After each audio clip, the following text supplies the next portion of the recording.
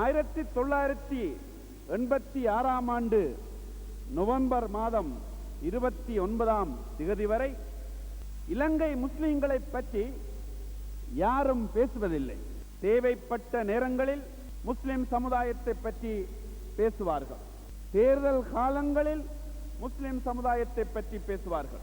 வாக்குகள் அவசியப்படுகின்ற போது முஸ்லிம் சமுதாயத்தை பற்றி பேசுவார்கள். மற்ற நேரங்களில் எல்லாம் கரியிலே போடப்பட்ட கரி வேப்பிள்ளையைப் போலும் காலிலே போடப்படுகின்ற சப்பாத்துக்களைப் போலும் தான் முஸ்லிம் சமுதாயம் இந்த நாட்டிலே நடாத்தப்பட்டு வந்தது. இன்று அரசியலை பற்றி பேசுகின்றவர்கள், இன்று இந்த நாட்டின் அரசியல் விவகாரங்களை பற்றி பேசுகின்றவர்கள் முஸ்லிம் சமுதாயத்தை பற்றி பேசாமல் இந்த நாட்டின் அரசியலே இல்லை என்ற நிலைக்கு அல்லாஹு தாலா இந்த நாட்டு அரசியலை மாற்றியிருக்கின்றான். ரசூலே கரீம் ஸல்லல்லாஹு அலைஹி வஸல்லம் அவர்கள் சொன்னார்கள், ஒரு பயணத்திலே 3 பேர் பயணம் செய்தால் அந்த மூவரில் ஒருவரை நீங்கள் அமீராக, தலைவராக வைத்துக் கொள்ளுங்கள். அந்த தலைமைத்துவம் மிகவும் முக்கியமான தலைமைத்துவ பண்பாடாகும்.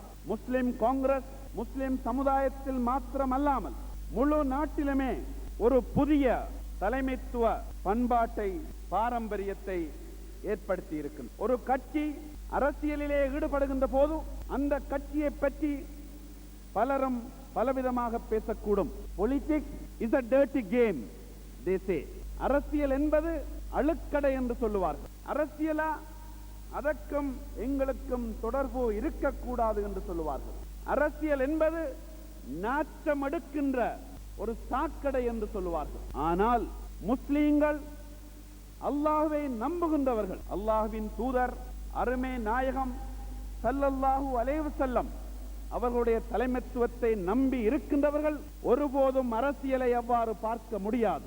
ஒரு முஸ்லிம் என்பவனுக்கு அரசியல் புனிதமான ஒரு அம்சமாகும். பெருமானார் ரசூலே கரீம் ஸல்லல்லாஹு அலைஹி வஸல்லம் அவர்கள் ஒரு நாள் வீற்றிருக்கின்றார்கள். அவர்களை சுற்றி சஹாபா பெருமக்கள் இருந்து கொண்டிருக்கின்றார்கள். ரசூலே கரீம் ஸல்லல்லாஹு அலைஹி வஸல்லம் அவர்கள் சொல்லுகின்றார்கள், உங்களிடம் ஒப்படைக்கப்பட்ட அமானிதம் பாழாக்கப்படுமாக இருந்தால் நீங்கள் மறுமையை எதிர்பாருங்கள். உங்களிடம் ஒப்படைக்கப்பட்ட அமானிதம் பாழாக்கப்படுமாக இருந்தால் மறுமையிலே தண்டனையை நீங்கள் எதிர்பாருங்கள் என்று ரசூலே கரீம் ஸல்லல்லாஹு அலைஹி வஸல்லம் அவர்கள் சொன்னார்கள். சஹாபாக்கள் கேட்டார்கள், நாயகமே, யா ரசூலுல்லாஹ், அமானிதம் எவ்வாறு பாழாக்கப்படும் என்று விளக்குங்கள் என்று கேட்டபோது அல்லாஹ்வின் தூதர் சொன்னார்கள், தகுதியற்றவர்களிடம் அரசியல் அதிகாரங்களை ஒப்படைப்பீர்கள் என்றால் மறுமையில் அல்லாஹ்வின் தண்டனையை எதிர்பாருங்கள் என்று ரசூலே கரீம் ஸல்லல்லாஹு அலைஹி வஸல்லம் அவர்கள் சொன்னார்கள். தகுதியற்றவர்களிடம் அரசியல் அதிகாரத்தை கொடுத்துவிட்டு பள்ளிவாசலுக்குள் சென்று தொழுகின்ற உரிமை ஒரு முஸ்லிமுக்கு கிடையாது. தகுதியற்றவர்களிடம் அரசியல் பொறுப்புகளை ஒப்படைத்துவிட்டு அமைதியாக இருந்து தஸ்பீஹ் மணிகளை உருட்டிக் கொண்டிருப்பதற்கு ஒரு முஸ்லிமுக்கு உரிமை கிடையாது. முஸ்லிம் என்பவன் சரிக்காக, நீதிக்காக, நியாயத்துக்காக குரல் எழுப்ப வேண்டியவன். முஸ்லிம் என்பவன் சரிக்கும் பிழைக்கும் இடையிலான அந்த போராட்டத்தில், ஹக்குக்கும் பாத்திலுக்கும் இடையிலான அந்த போராட்டத்திலே ஹக்கை நிலைப்படுத்துவதற்காக, சரியை நிலைப்படுத்துவதற்காக தன்னுடைய உயிரையும் அர்ப்பணிப்பதற்கு தயாராக இருக்கின்றவன் தான் உண்மை முஸ்லிமாகும்.